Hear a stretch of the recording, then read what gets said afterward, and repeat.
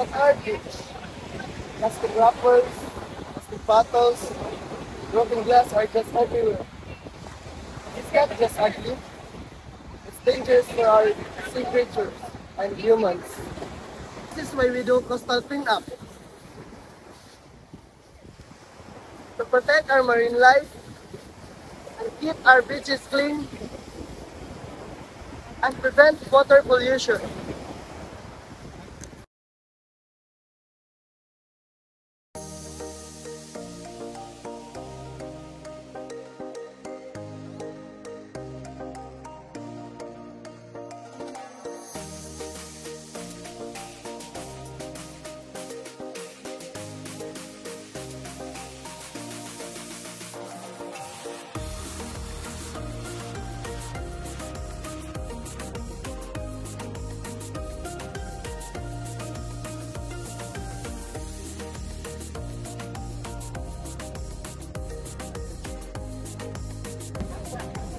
And it doesn't stop there. Even though in our neighborhoods, garbage piles on the street and ambulance.